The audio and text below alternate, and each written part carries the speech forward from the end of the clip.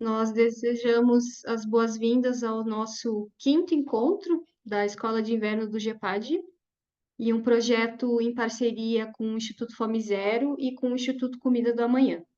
O tema do nosso encontro de hoje é Ambientes e Paisagens Alimentares nas Cidades, e nós contaremos com as aulas da Melissa Araújo e da Mônica Guerra Rocha. A Melissa Araújo, ela é doutora em Saúde e Nutrição pela UFOP, é mestre em Saúde e Enfermagem pela UFMG, é especialista em Educação Nutricional e bacharel em Nutrição. É docente das faculdades Kennedy, integrante do Grupo de Estudos, Pesquisas e Práticas em Ambiente Alimentar e Saúde e pesquisadora do Grupo de Estudos em Agricultura Urbana, a UE, da Universidade Federal de Minas Gerais.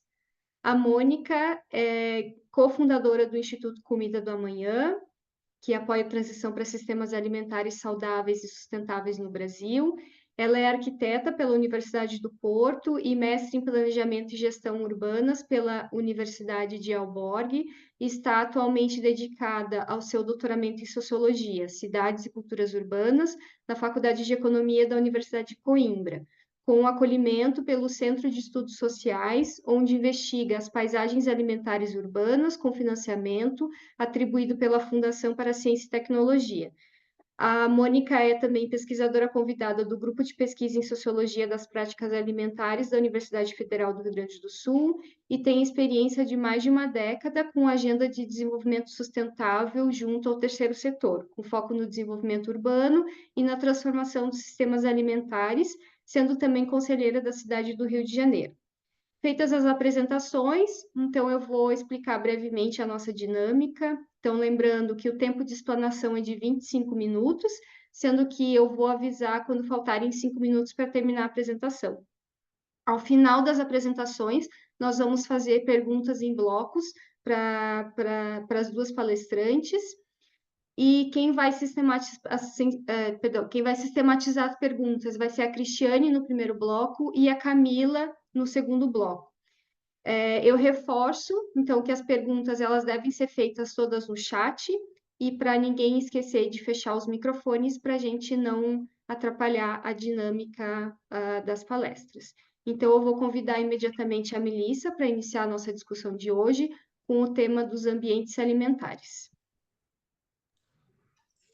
Boa noite, Andréia. Boa noite a todos e todas. Dizer que é uma alegria estar aqui com vocês. Agradeço o convite, principalmente para poder estar apresentando um pouco sobre uma temática que é extremamente cara para mim. Eu apresentei uma apresentação, eu elaborei uma apresentação, vou pedir licença para compartilhar com vocês, para iniciar, então, a minha apresentação.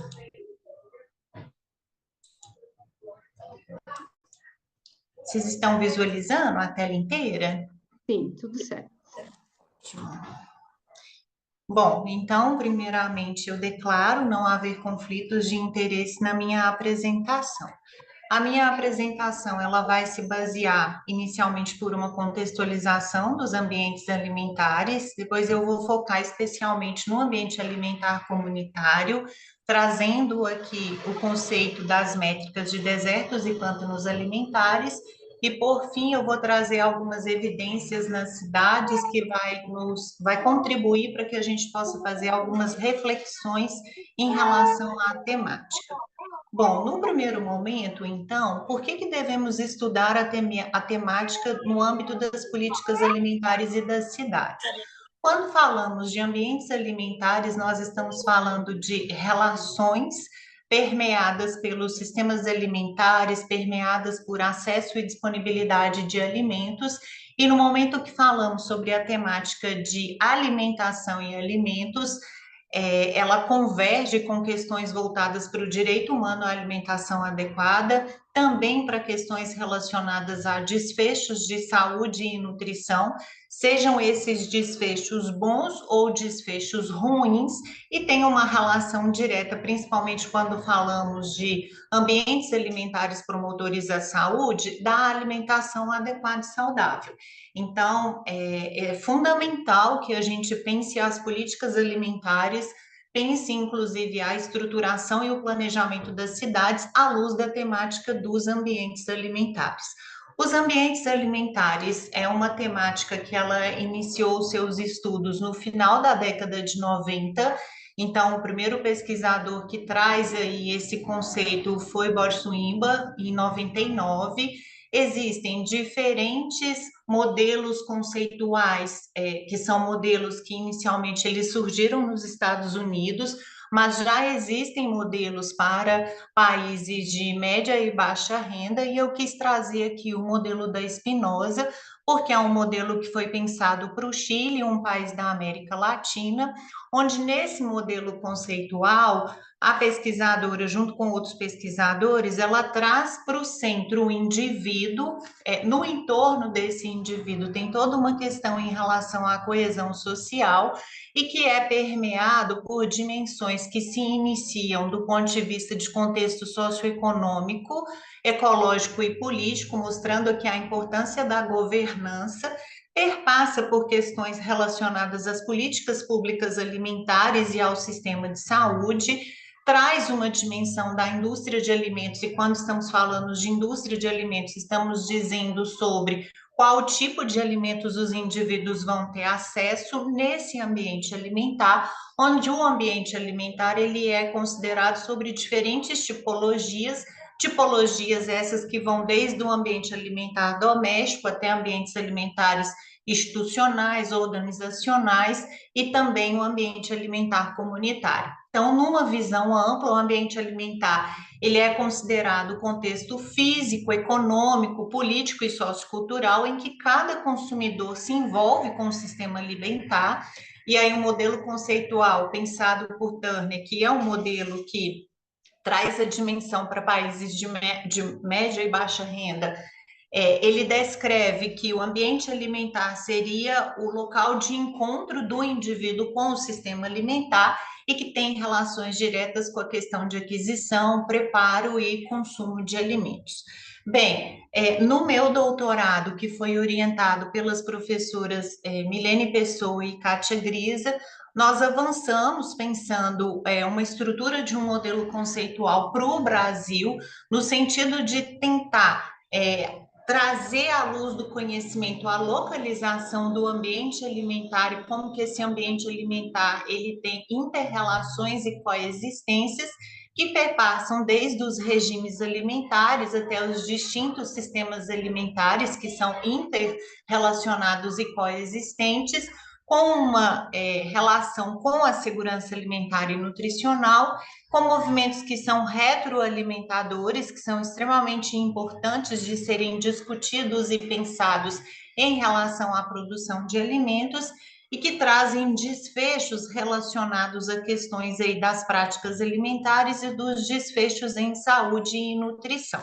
Mas como o objetivo hoje é falar mais sobre ambientes alimentares, eu quis trazer um zoom desse modelo conceitual que foi pensado, no sentido de que há um avanço pensando o ambiente alimentar em suas diferentes dimensões, mas um ambiente alimentar que é visto do ponto de vista da formalidade, onde seria o ambiente alimentar que pode ser representado e avaliado por estabelecimentos comerciais, estabelecimentos esses que são institucionalizados, ou por um ambiente alimentar informal, que esse ambiente informal ele tem relação com relações não monetárias de acesso aos alimentos, inclusive com comercialização de alimentos que são, por hora, advindos aí, talvez, de uma agricultura urbana, de visão mais agroecológica, mas que não necessariamente ela está fundamentada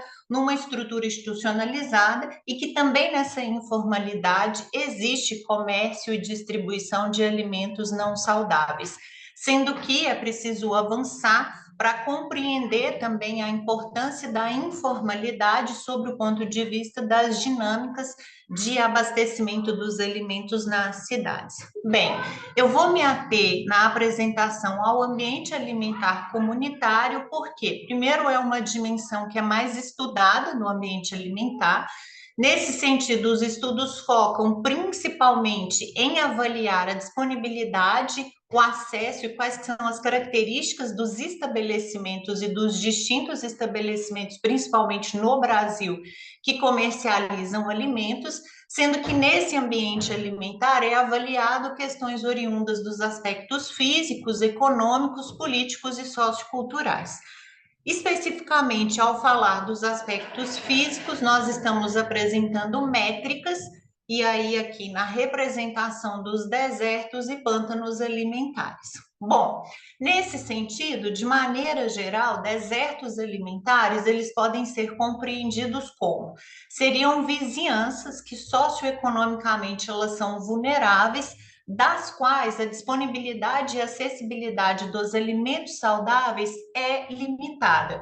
Existem diferentes conceitos em relação aos desertos alimentares, onde alguns trazem questões de iniquidade, trazem outras avaliações, mas o conceito que é mais utilizado seria esse conceito que apresenta a questão da limitação do acesso aos alimentos saudáveis. É o conceito que é utilizado no Brasil.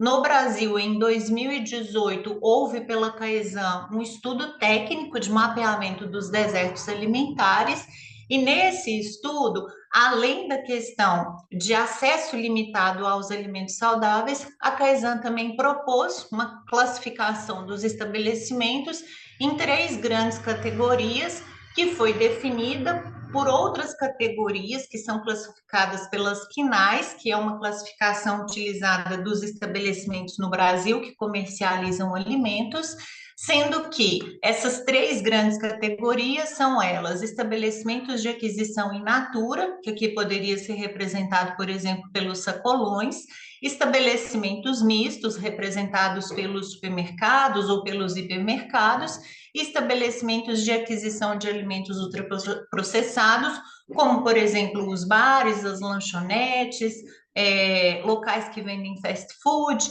E essa classificação ela é importante porque, para o cálculo dos desertos alimentares, é utilizado um índice de densidade dos estabelecimentos saudáveis, onde se entende estabelecimentos saudáveis como sendo estabelecimentos de aquisição de alimentos in natura, mais estabelecimentos mistos. Então, para esse cálculo, considera-se os estabelecimentos saudáveis vezes aqui 10.000 dividido pela população localizada nos setores censitários ou nos bairros, dependendo da unidade de análise que é utilizada. Após esse cálculo, considera-se desertos alimentares aquelas regiões onde a densidade de estabelecimentos saudáveis ficam abaixo do P25 da distribuição. Bem, em relação aos pântanos alimentares, o conceito ele traz questões relacionadas à alta disponibilidade de alimentos com alta densidade energética. Ou seja, aqui seria a apresentação de locais onde se tem acesso a uma quantidade maior de alimentos ultraprocessados e com uma pequena disponibilidade de alimentos saudáveis.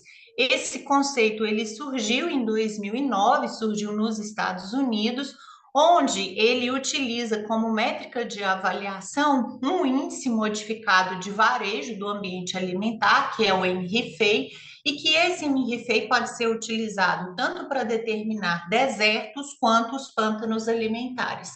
Então, o MRFEI nada mais é do que um score. Esse score ele vai utilizar a classificação do que seriam os estabelecimentos saudáveis. Nessa publicação, estabelecimentos saudáveis seriam supermercados, supercentros, que seria para a visão no Brasil, os hipermercados e as lojas de produtores. Estabelecimentos não saudáveis seriam os restaurantes fast food, as mercearias e as lojas de conveniência. Então, para o cálculo do MRFEI, utiliza-se ali a razão de estabelecimentos saudáveis dividido por estabelecimentos saudáveis mais estabelecimentos não saudáveis, sendo que, quando o score for igual a 0, é considerado uma região de deserto alimentar, Quando MRFE for valores baixos ou acima de zero, é considerado uma região de pântanos alimentares. Bem, de maneira geral, os pântanos alimentares, eles então podem ser compreendidos como vizinhanças que apresentam alta concentração de estabelecimentos que comercializam esses alimentos não saudáveis e com forte apelo em relação a marketing e propaganda. Bom, nessa direção, agora eu vou trazer algumas evidências nas cidades e algumas evidências de alguns estudos que são exploratórios e outros que utilizam a metodologia dos desertos e pântanos alimentares. Esse primeiro estudo é um estudo exploratório, onde ele teve por objetivo apresentar o ambiente alimentar comunitário e a sua relação com o acesso de frutas e hortaliças em uma metrópole brasileira. Ele é um estudo que foi publicado em 2017, mas utilizou uma base de dados de 2012, onde o que ele traz de relevância? Os estabelecimentos comerciais de frutas e hortaliças, eles estão distribuídos desigualmente no município de Belo Horizonte, sendo que regiões aqui, que são regiões centro-sul e que apresentam menor vulnerabilidade, são regiões onde se tem maior concentração desses estabelecimentos e regiões onde existe maior vulnerabilidade apresentam menor acesso e disponibilidade de estabelecimentos que comercializam frutas e verduras. Igualmente, quando olhamos em relação à distribuição da política pública de acesso e comercialização de alimentos, representada aqui pelas feiras livres e pelos sacolões municipais, observa-se um comportamento similar em relação aos estabelecimentos, sendo que esses equipamentos eles estão nas regiões também centro-sul da cidade, trazendo aqui uma reflexão o quanto que as políticas de comercialização e acesso, nesse momento, elas estavam sendo assertivas, visto que elas estavam localizadas em regiões de menor vulnerabilidade social. Um outro estudo, que é um estudo longitudinal, então um estudo que avança, porque a maioria dos estudos de ambiente alimentar comunitário, eles são estudos transversais. Então, esse estudo, ele fez uma avaliação de uma década, também no município de Belo Horizonte, onde ele mostra como resultado que houve um aumento dos estabelecimentos não saudáveis. Então, nesse período de 10 anos, houve um aumento de 154% desses estabelecimentos, seguidos dos estabelecimentos mistos, e dos estabelecimentos saudáveis, esse aumento ficou ali em torno de 32%.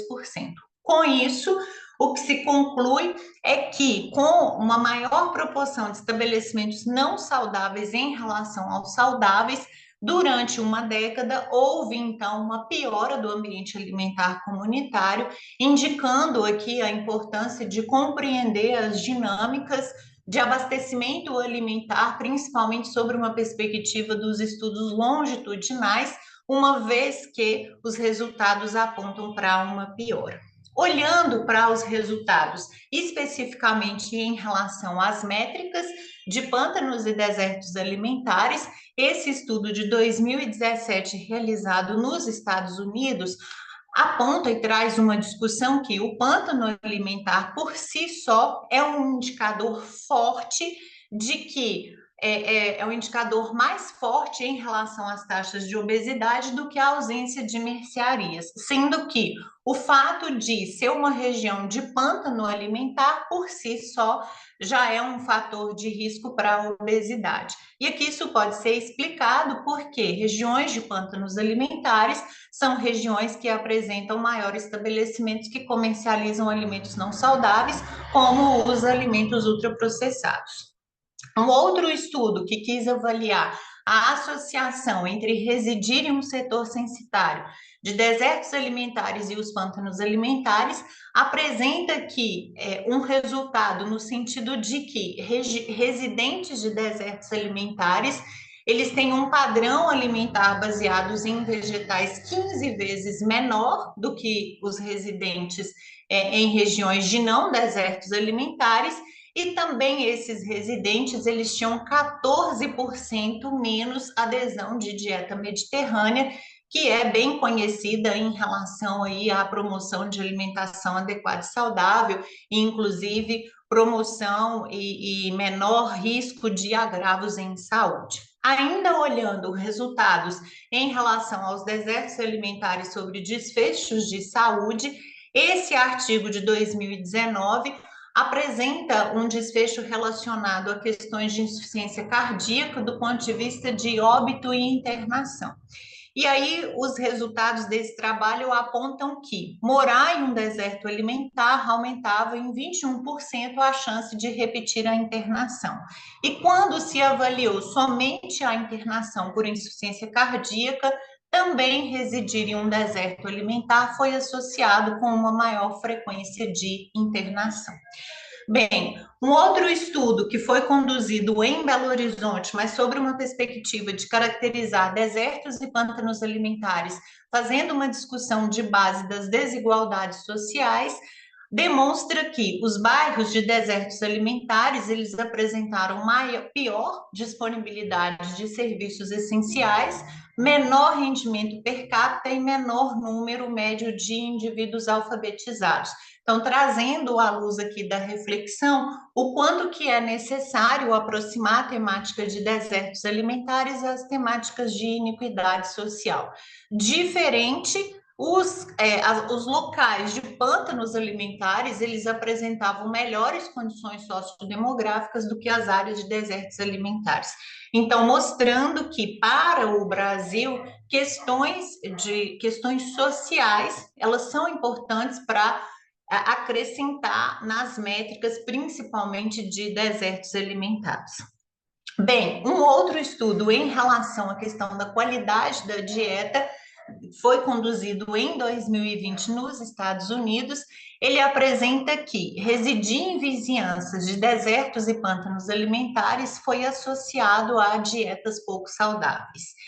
Esse estudo, que também foi um estudo longitudinal durante 12 anos, ele traz aqui a evolução dos desertos e pântanos alimentares, e o que ele apresenta de resultado importante ele mostra o avanço significativo das regiões de pântanos alimentares em Belo Horizonte, sendo que em 2008 tinha-se uma frequência de 38,30% e em 2020 essa frequência passa para 72%.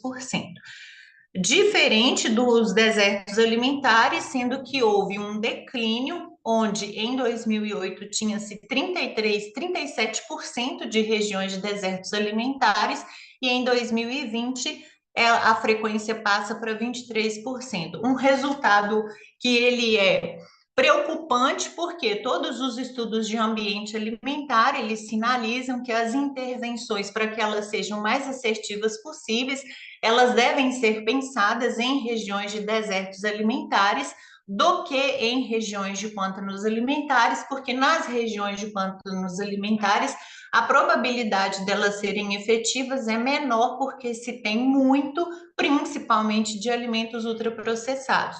Ou seja, se reduz regiões de desertos alimentares, também reduz possibilidade de assertividade de políticas alimentares pensadas aí para questões de ambientes alimentares promotores à saúde.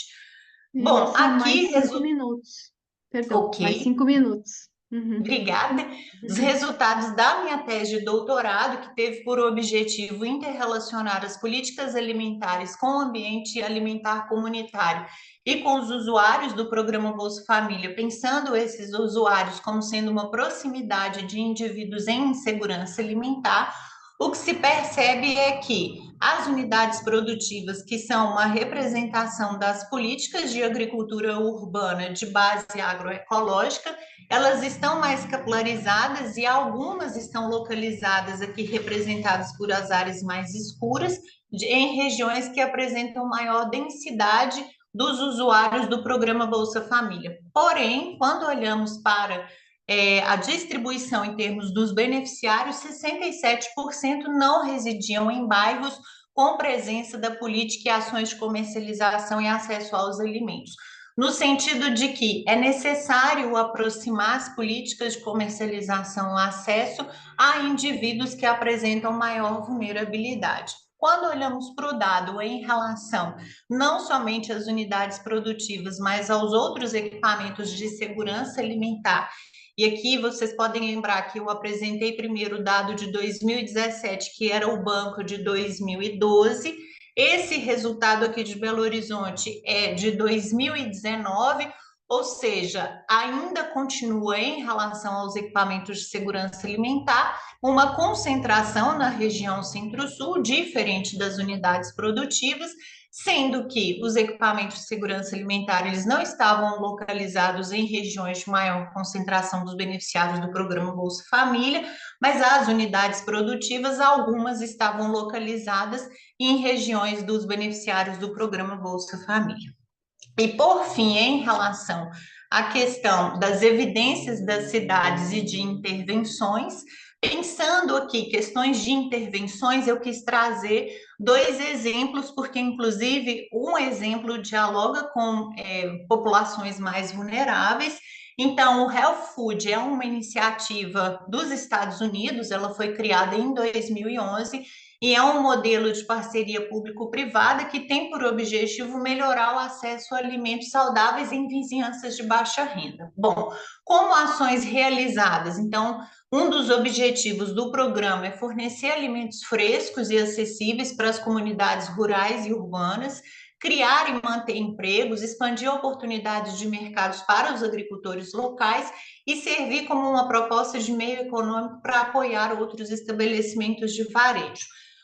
Além disso, assim, esse programa também tenta aproximar do SNAP. O SNAP seria o que para a gente é, no Brasil, o programa Bolsa Família, então, um programa nos Estados Unidos que também trabalha com repasse de verba e outras ações para indivíduos em vulnerabilidade. Então, o objetivo desse estudo foi colocar um supermercado derivado do Help Food em uma região que tinha maior participantes do SNAP. E aí o que traz de resultados é que a presença do Help Food nas regiões de indivíduos do SNAP teve uma melhoria da segurança alimentar. Além disso, quando avaliado o consumo, houve uma redução de ingestão diária de açúcares e também uma redução em termos da percentagem do consumo de calorias provenientes de gorduras sólidas, álcools e açúcares adicionados. Ou seja, mostrando que aproximar diferentes conhecimentos é extremamente importante para pensar intervenções mais assertivas e que essas intervenções, de fato, elas podem ter sucesso. Um outro estudo mais voltado também de intervenção, mas voltado para intervenções no ambiente do consumidor, que diz de intervenções em lojas de esquina localizados na Califórnia, utilizou uma abordagem multimídia onde essas lojas de esquina são pequenas lojas que vendem grande parte alimentos de alto teor de energia, bebidas açucaradas, açúcar, álcool e pouco consumo de frutas e vegetais frescos. A intervenção, no sentido de pensar três componentes. O primeiro componente teve o envolvimento de líderes comunitários, o segundo, uma contratação de um consultor para pensar a modificação dessas lojas de esquina, e uma terceira etapa, que seria o desenvolvimento de marketing social e educação em saúde para os jovens. Bom, dentre essas ações realizadas, foram elas restauro do local, a disposição dos alimentos, eles foram modificados, então os produtos não saudáveis, eles foram movidos para o fundo das lojas e os produtos saudáveis foram trazidos para o início da loja. E, além disso, houve exposição de materiais de marketing social e educação em saúde. Essa intervenção durou aproximadamente um mês e teve-se como conclusão a melhoria do ambiente alimentar local, com aumento de disponibilidade de frutas e vegetais da vizinhança. E, além disso, o aumento na conscientização sobre a importância da alimentação saudável entre residentes da comunidade. Bem, como Melissa, se considerações puder, isso, finais, o finalizando, ambiente obrigada. alimentar comunitário, ele parece ter o mesmo comportamento nas cidades urbanizadas, porque já existem estudos em outras cidades, como o Rio de Janeiro, Porto Alegre, Fortaleza, que mostram resultados muito parecidos com Belo Horizonte em relação à distribuição dos desertos e pântanos alimentares. Além disso, é fundamental aproximar essa temática aos gestores públicos, então, trazer os dados georreferenciados, mostrando a localização das políticas, é extremamente importante para que, de fato, as ações possam ser mais assertivas. No Brasil, eu desconheço estudos de intervenção em relação ao ambiente alimentar comunitário, então, no meu entendimento, é necessário que avancemos em relação a esses estudos e também é fundamental que tenhamos aí avanços em relação aos ambientes alimentares promotores de saúde e sua inter-relação com as dinâmicas de abastecimento alimentar das cidades, que perpassa por relações com os diferentes sistemas alimentares interrelacionados e coexistentes. Bom, e eu deixo aqui uma reflexão: como que o gestor e a sociedade civil podem utilizar a temática para proposições de políticas alimentares mais assertivas. Agradeço a oportunidade de fala, aqui as referências e fico à disposição para dialogarmos. Muito obrigada, Melissa. Eu imediatamente vou passar a palavra para a Mônica, então, e ela vai discutir conosco a ideia das paisagens alimentares. Obrigada, Andréia. Eu vou compartilhar aqui a tela, então, rapidinho com vocês.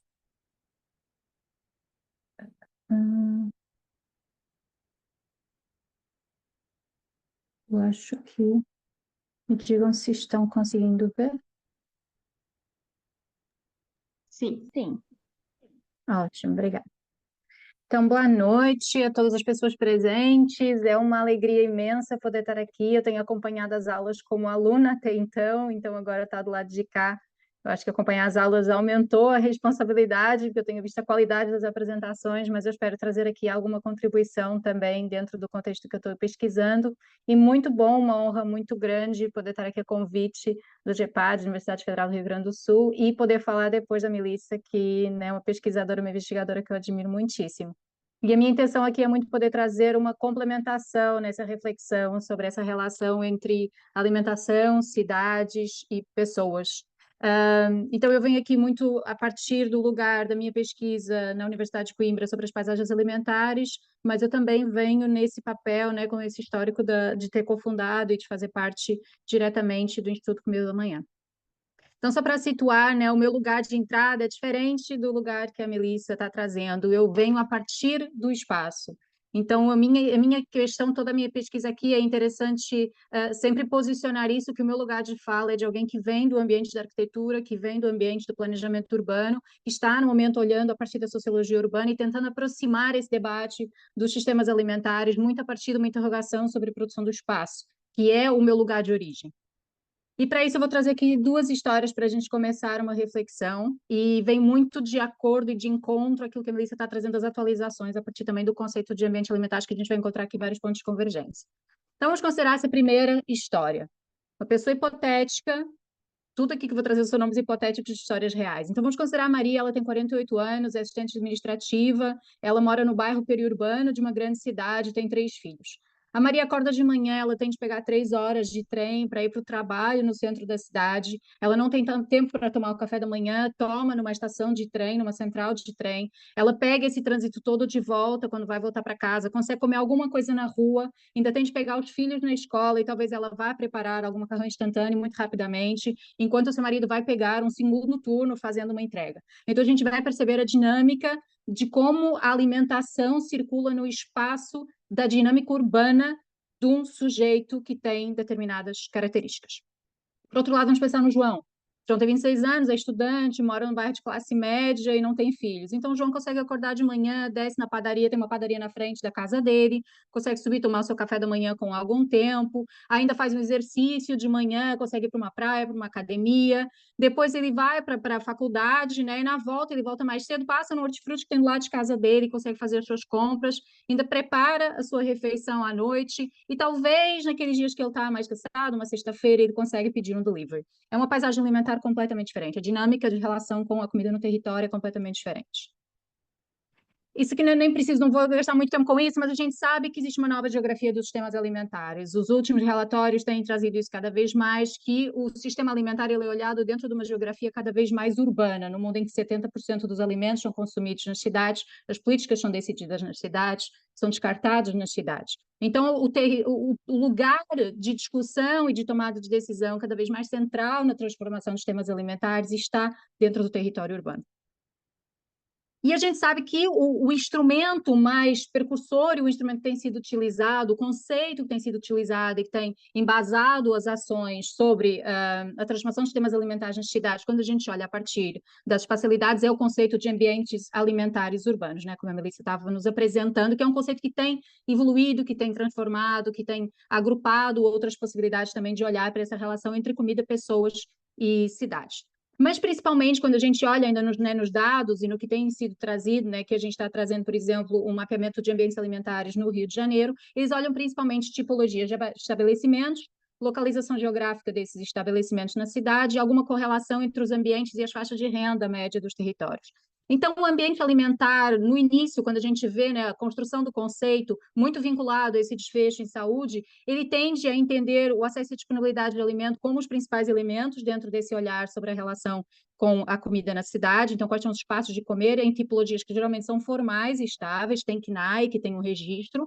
Entende as pessoas como sujeitos um pouco abstratos e ahistóricos. Então, existem poucos exemplos, a Melissa estava trazendo alguns exemplos, de conseguir entender a subjetividade sociocultural de cada um dos sujeitos que circula nesses ambientes alimentares e perceber essa diversidade.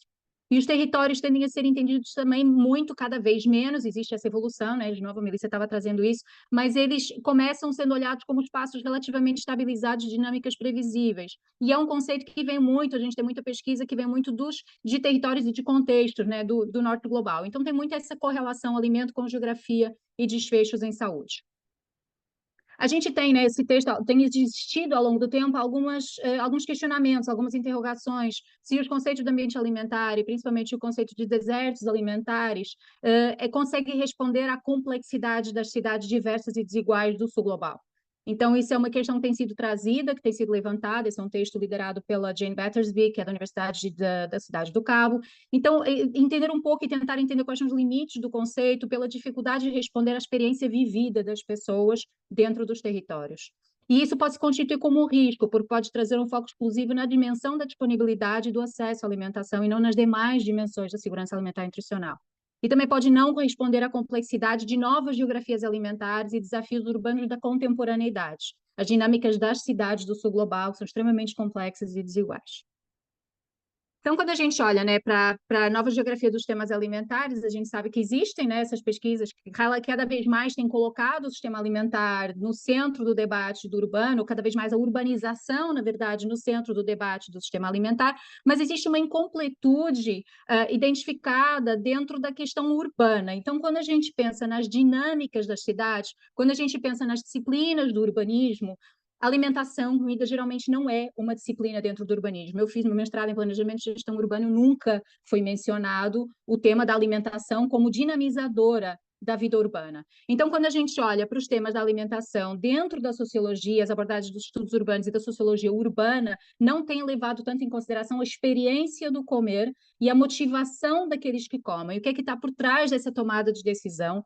Quando definem estratégias da prática da vida urbana e como é que a gente consegue incidir sobre a prática da vida urbana e como é que a questão alimentar ela pode contribuir para novas perspectivas sobre a questão urbana e o papel da prática alimentar na formação da vida urbana e das cidades. Então, como é que a forma como a gente come afeta a forma como a gente vive as cidades e como é que a forma como a gente vive as cidades está afetando diretamente o nosso comportamento e a nossa dinâmica alimentar. Esse é um texto que me suscitou muito esse início dessa pesquisa. Foi uma pesquisa que foi conduzida pela professora Elizabeth Recine, dentro de um grupo em Brasilândia, e essa pergunta eu acho que é uma pergunta que é um mote. Antes de saber o que eu como, deixa eu te contar como eu vivo. Né? Qual é o papel da experiência vivida, inserida dentro das práticas alimentares? Isso foi feito com um conjunto de mulheres em várias oficinas, tentando entender quais são as dificuldades e quais são muitas vezes também os processos de recorte de gênero e de dificuldades de vidas que são muitas vezes em territórios periféricos, em territórios de deserto de direitos, muitas vezes, como é que essas mulheres conseguem lidar com as suas práticas alimentares? Como é que a produção material da vida e as representações simbólicas que estão presentes na prática alimentar, a prática alimentar ela também é simbólica, ela também tem subjetividade, podem estar afetando essa relação com o alimento. Então, eu entendo as pessoas como sujeito complexo em contextos que são socioculturalmente diversos. Esse é um texto também que eu acho muito interessante, de vários autores, a professora Corina Hawkes está aqui nesse texto também, que foi levantando um pouco esse questionamento também. Então, a importância e a dificuldade, na verdade, que existe de entender e de ter metodologias de abordagem de investigação sobre a experiência vivida dos ambientes alimentares de forma a conseguir informar as políticas. Então, quais são os métodos de pesquisa que têm sido usados? E esse texto, essa pesquisa, ela chega exatamente nessa conclusão, que precisa de evoluir mais as metodologias de conseguir entender essas subjetividades, essas determinantes socioculturais dos ambientes alimentares. Então, a gente precisa de compreender melhor a experiência vivida dos sujeitos nos ambientes alimentares e precisamos também de usar metodologias cada vez mais de base qualitativa e essas metodologias têm sido usadas ainda de uma forma muito, muito modesta. Então, a pergunta que eu trago aqui é, se por um lado a urbanização ela tem afetado o nosso sistema alimentar, como é que a experiência do sistema alimentar também tem afetado as nossas cidades? E para isso, quando eu comecei a olhar para isso, eu fui pedir ajuda a quem sabe, quem são, né, quem já estava olhando para essa correlação entre comida, espaço, tempo, relações sociais nos espaços, nos territórios. Então, quando a gente olha para o Henri Lefebvre, né, o principal nome dentro da sociologia urbana de pensar a produção do espaço, ele me diz que o espaço-tempo social é produzido pela dinâmica de poder inseridas dentro dos cotidianos. Então, o nosso espaço ele é produzido a partir dessas dinâmicas. Quando eu olho para Caroline Steele e ela com esse livro, né, o Hungry City, ela traz muito como é que a prática em torno da comida, ela produz espaço material urbano, ela produz ruas, ela produz rotas, ela produz dinâmicas. E quando a gente olha, né, para o Jean-Pierre Poulin, que traz a noção de espaço urbano como o espaço alimentar urbano como um espaço social. E aí trago só esse trechinho do Poulin, né, que fala sobre essa prática alimentar como um espaço social, que ele chama do triângulo do comedor. Então, a prática alimentar é lida como um resultado do encontro de um comedor que é socialmente identificado, uma situação, um contexto social identificado e um alimento particular sobre o qual existem representações no interior de um universo que é sociocultural, que é compartilhado. Esses três elementos eles vão constituir o grau supremo desse triângulo do comedor e varia tanto no espaço social, mas também no tempo. Então, é bastante complexo e bastante dinâmica essas correlações que existem no território. Então, é proposta né, e essa interrogação de como é que a gente consegue ter um olhar mais complexo sobre essa relação entre comida e cidades, muito entendendo como é que é realizada a produção do espaço urbano, que também vai conduzir a desfechos nas práticas e nas dinâmicas alimentares. Então, entender o sistema alimentar ou a comida como dentro de um consumo que é identitário, que é uma prática cotidiana, que está localizado em práticas, mas também em imaginários, e que está inserido dentro de um espaço social alimentar.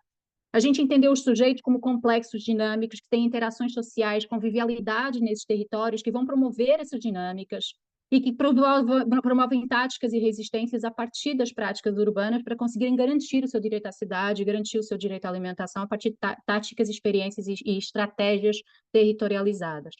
E entender as cidades como territórios que são histórico-materiais, e a cidade não nasceu agora, então tem processos de construção e de acúmulo ao longo do tempo de desigualdade, de dificuldades que têm sido identificadas como primordiais, que existe uma diversidade de urbanidade no mesmo território, que é produzido socialmente e complexo e plural. Então, perceber que existem determinantes políticas socioculturais, materiais e subjetivas incididas sobre territórios urbanos que são complexos, diversos, desiguais e produzidos socialmente, podem ter desfecho não só em saúde, mas em modos de vida urbano, em possibilidade de convivialidade, temporalidade, territorialidade, negociações que existem na cidade.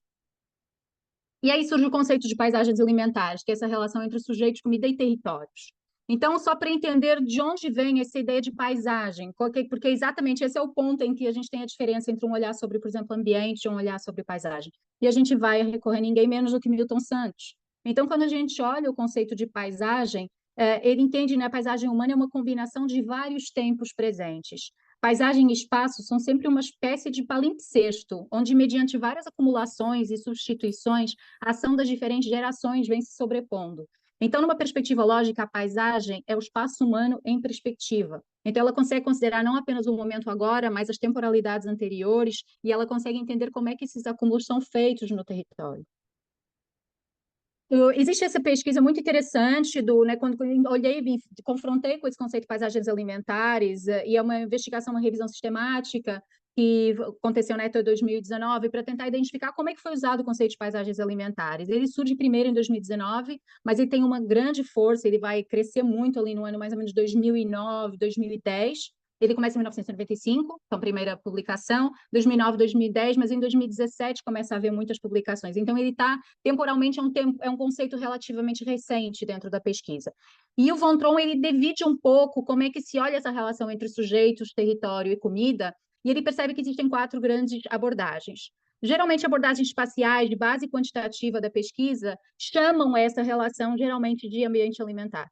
Quando a gente tem abordagens, várias pesquisas que olham ou para abordagens socioculturais, né, de correlações de produção social e desigualdades, inequidades e de disputas dentro do espaço, ou quando a gente olha para abordagens comportamentais, de motivações de consumo alimentar, ou abordagens sistêmicas, geralmente são utilizados métodos qualitativos ou mistos e se tende a usar mais o conceito de paisagem alimentar.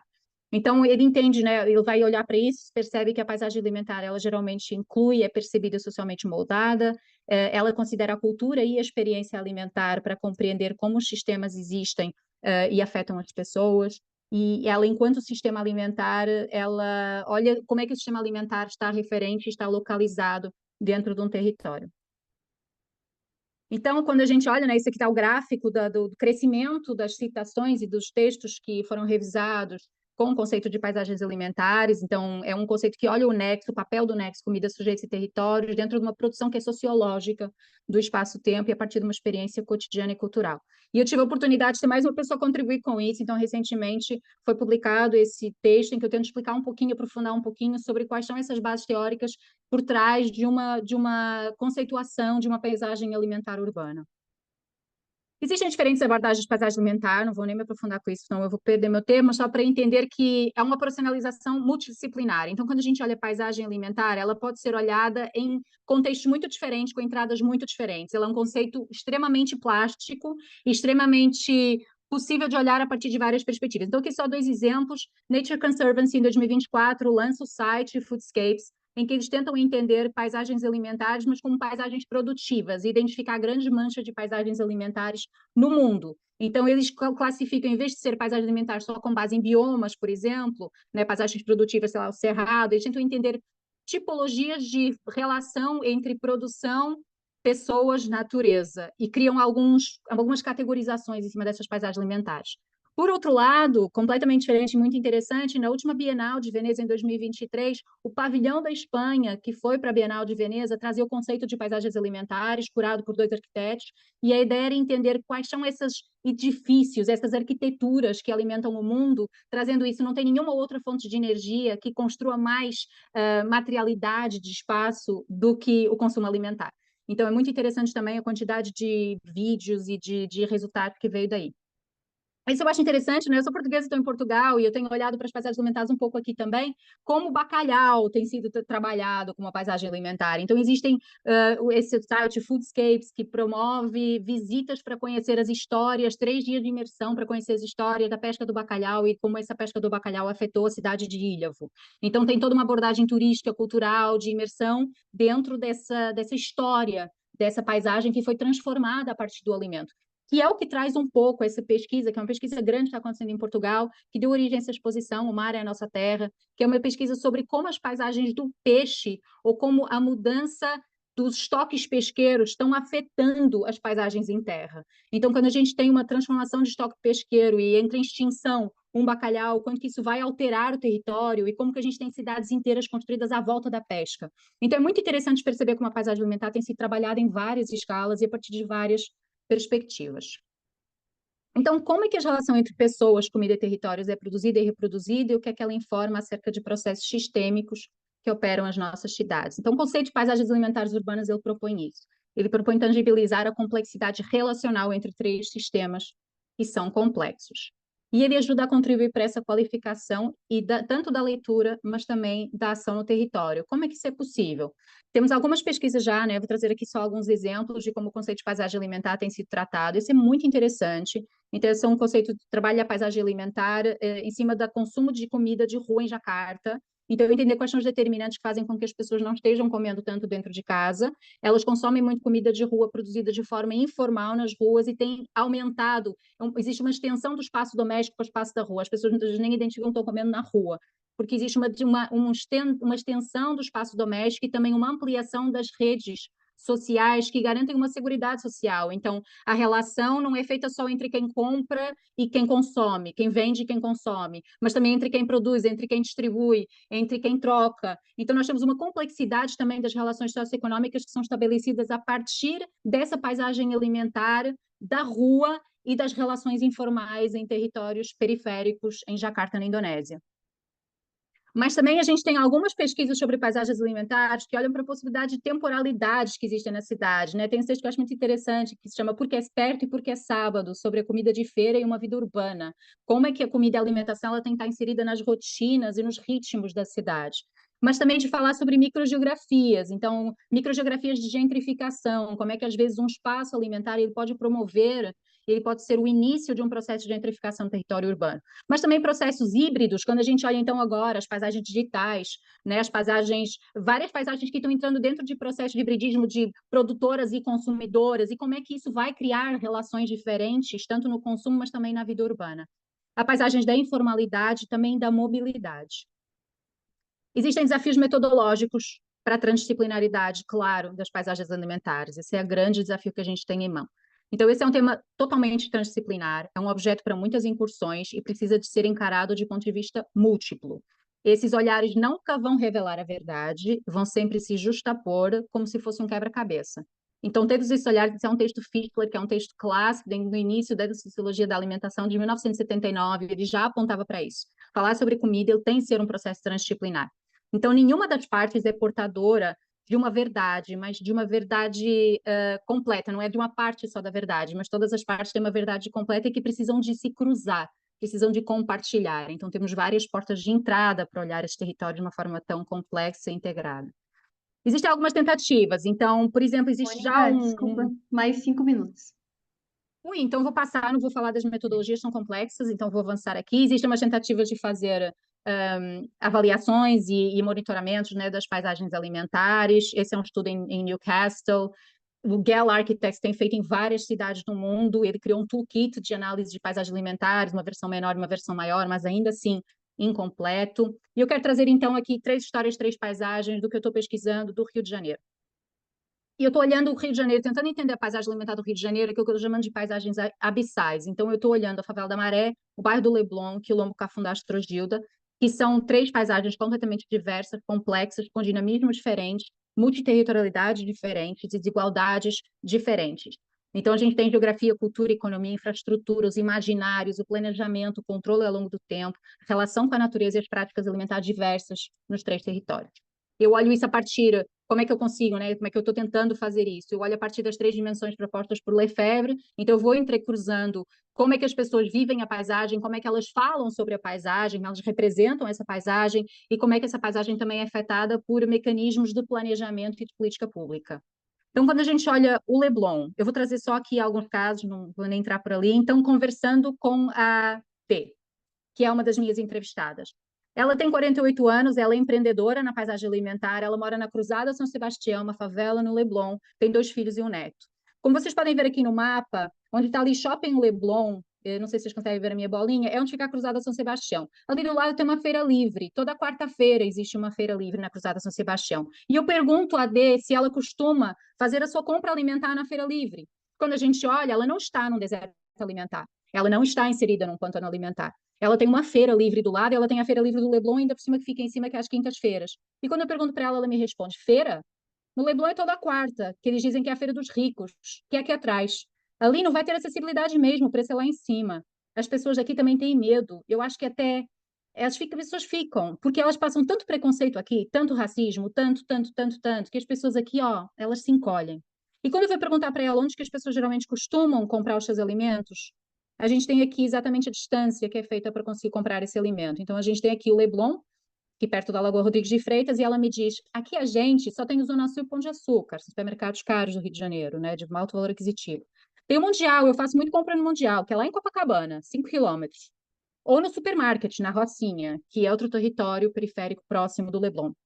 Então, a gente tem esses dois. Ou então Guanabara, lá na Barra, que hoje tem na Barra, mas que antes era só em Jacarepaguá. Então, as pessoas buscam, eu vejo muito, eu estou sempre aqui embaixo, sempre de olho, as pessoas falam fofoqueira, eu preciso saber, né? Então, eu vejo muita gente chegando no Mundial, muita gente mesmo, muita gente sai daqui e vai para Copacabana para comprar, porque é mais barato e dá para mim comprar mais quantidade. Então, quando ela fala do Barra, da Guanabara da Barra, é um grande supermercado que tem na Barra da Tijuca, que agora tem acesso mais fácil por transporte público, fica a quase 16 quilômetros da casa dela. A feira da quadra de trás, ela diz que as pessoas não utilizam. Quando a gente olha o Quilombo Cafundá Astrogilda, também algumas histórias, né? O Quilombo vem dessa história do sertão carioca. Então eu pergunto para o P. O P tem 64 anos, é agricultor, hoje em dia é guia ambiental. Ele é do Quilombo Cafundá Astrogilda, tem 2 filhos e 4 netos. E eu pergunto para ele sobre a prática agrícola no Quilombo Cafundá Astrogilda, que é muito conhecido por práticas agroecológicas, que tem a banana agroecológica premiada na cidade do Rio de Janeiro. Foi premiada como patrimônio imaterial do Estado do Rio de Janeiro, a banana agroecológica. Só que ela é proibida de ser plantada. Então, quando eu falo com o Pedro, diz, como é que você vai viver num terreno, num território, onde você é proibido de praticar aquilo que você tem de costume que está na cultura e no sangue? Mas o parque nada mais fez do que afastar o agricultor com medo. A gente vem vindo esse crescimento, e você vê famílias indo embora, algumas foram porque as coisas são muito difíceis. Então, quando a gente tem a inserção do parque, a fundação do Parque Estadual da Pedra Branca, em 1974, proibiu a prática agrícola e a prática agroecológica. Isso teve uma redução demográfica gigante nesse território e a perda dessas práticas agroecológicas porque os agricultores não foram inseridos no processo decisório do parque e porque a gente passou a ter uma lógica de conservacionismo em cima de um território natural na cidade do Rio de Janeiro. E quando a gente olha a Maré, terminando, então quando a gente olha a Maré, é um território popular do Rio de Janeiro, com cerca de 140 mil habitantes, que não sei, nessa vez, se a gente fizesse uma análise da Maré dentro de um recorte de acesso à alimentação e disponibilidade de estabelecimentos, eu talvez estivesse num pântano alimentar ou dentro de um deserto alimentar. Mas quando eu vou falar com o T, e ele tem 45 anos, é professor universitário, ele estuda sobre a Maré, ele mora na Maré, no Morro do Timbal, não tem filhos, ele me diz, olha, abriu aqui na Vila do João também. Se você pega, por exemplo, aqui perto do Salsa, foi uma coisa que eu também acho que há 10 anos não tinha, que são lojas 24 horas abertas de verduras e frutas, sabe? É muito a ver essa coisa do alimento que encontra o caminho até a pessoa. A gente tem vendedores ambulantes, tem ovo na Kombi que circula, tem carros com frutas e verduras que circulam, tem alguém que vai caminhar de vez em quando com caranguejo ainda vivo para vender. Tem um carrinho de mão empurrada, às vezes com aipim fresco vindo da roça. Tem muitas formas ali que os vendedores também encontram. O vendedor de peixe é ambulante para chegar até o consumidor. Então, nesse sentido, a favela é um... Se a gente tirar agora o aspecto do tipo de alimento em relação ao veneno, agrotóxico que for, a gente consegue ter acesso à comida ainda por cima de 24 horas. Pelo que eu sei, tem uma certa tradição, que as pessoas gostam de criar uma relação também com o restaurante próprio. Aí faz muita diferença, comer, poder conversar, brincar, muita brincadeira, agradecer a comida. É uma tradição bonita que é característica para um espaço periférico e popular. Essas relações de quase familiaridade dentro da paisagem alimentar, de fidelidade dentro da paisagem alimentar, de perguntar como é que vai o filho, que é algo muito comum dentro desses territórios, dentro da construção dessa paisagem, essa dinâmica urbana. E quando eu falo com ela, tem 57 anos, é cozinheira, proprietária de um bar-pensão da Amarela, é uma migrante nordestina, e ela me diz exatamente isso. Ela diz, olha, para ter um restaurante dentro da comunidade, você tem que ter muita flexibilidade. O preço mais baixo que eu tenho é R$ 14, que é o frango ensopado. Mas eu digo para o cliente, você tem R$ 10, você come. Se não tiver nada, come também. Porque nós estamos aqui para ajudar todo mundo e receber todo mundo, para rir todo mundo e chorar com todo mundo. E aí a gente sabe que 82% dado da CUFA, da população das favelas do Rio de Janeiro, teve acesso à alimentação graças à doação a partir de ação de coletivos. Então, o papel da solidariedade, o papel que existe da inserção dessa paisagem alimentar e de reconhecer esses processos e reconhecer essas redes como fundamentais para a garantia do acesso à alimentação nesses territórios. E quando a gente olha os números do Censo da Maré, 3.182 empresas, 40% alimentos e bebidas, 76,4% dos trabalhadores são moradores do território e 75,6% são espaços não formalizados. Então, são espaços informais que fazem parte de um circuito local. Então, fechando aqui, quando a gente olha, então, a paisagem alimentar, ela pode nos ajudar a informar sobre a disputa cotidiana pelo direito à cidade. De novo, né, desse lugar que eu venho, desse lugar que eu falo, do lugar da luta pelo direito à cidade. Então, o direito à alimentação urbana, para além do acesso, como direito à cidade, que outros direitos a gente identifica com essas histórias, né? Como é que a gente pode, talvez, ir rumo a uma soberania alimentar urbana? Quando a gente olha nesses 3 territórios, a gente vê o direito constitucional à alimentação saudável e adequada, o direito à identidade cultural e à memória, à preservação da memória das práticas culturais, o direito à celebração, isso aparece muito, o direito à festa, o direito a poder fazer o churrasquinho na rua, o direito a poder ter as suas práticas reconhecidas nessa paisagem, o direito ao espaço público, ao uso do espaço público, ao uso da rua para alimentação, o direito à infraestrutura e serviço básico urbano, o direito à terra e à propriedade. E fechando aqui, então, quando a gente olha paisagens alimentares, é o meu último slide, enquanto uma contribuição para a ação política, né? Acho que é tentar um pouquinho trazer essa contribuição e complexificar um pouco esse debate. A gente já está muito no lugar, mas acho que a teoria e a pesquisa, elas podem puxar um pouquinho no lugar que a gente avançou muito, né? De trabalhar ambientes alimentares é um avanço gigante dentro de uma política alimentar urbana. Mas como é que a gente pode entender a produção da cidade de uma forma que olhe para os seus invisíveis também, que consiga entender a vida cotidiana e as práticas ordinárias e que a pesquisa seja baseada em pessoas e em lugares. Como é que a gente pode renovar os estudos sobre a dinâmica urbana nas cidades do século XXI e trazer essa esperança sociológica que traga a sensibilidade da cidade também? Então, pensar a cidade a partir de uma vida que é cotidiana. E como é que a gente consegue informar a política alimentar e o desenho das soluções mais territorializadas e contextualizadas no ambiente urbano, que traga cada vez mais pesquisas de base qualitativa e mista que sejam totalmente interdisciplinares e que entendam que essa paisagem ela é percebida de uma forma diferente de acordo com o contexto e a situação dos sujeitos.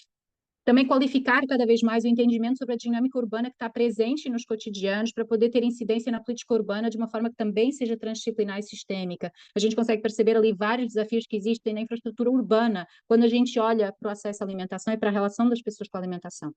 E como é que a gente consegue entender o sujeito cada vez mais como protagonista da paisagem alimentar, reconhecer a complexidade dinâmica dos sistemas alimentares e dos sistemas urbanos e reduzir, e eu acho que esse é um ponto muito importante, reduzir algumas categorizações que às vezes podem ser estigmatizadoras desses territórios. Então, como é que a gente consegue criar outros léxicos, outras formas de categorizar a relação entre os sujeitos e a comida nos territórios, que não estigmatize, que não seja determinista, quando a gente sabe que a dinâmica é muito mais complexa e que ela é extremamente móvel e ela é impermanente.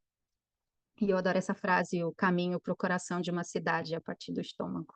Então é isso, gente. Obrigada. Desculpa, eu falei muito rápido para tentar cumprir o tempo, talvez eu não tenha cumprido. Obrigada, Mônica. Passou um pouquinho, mas vamos lá. É isso aí.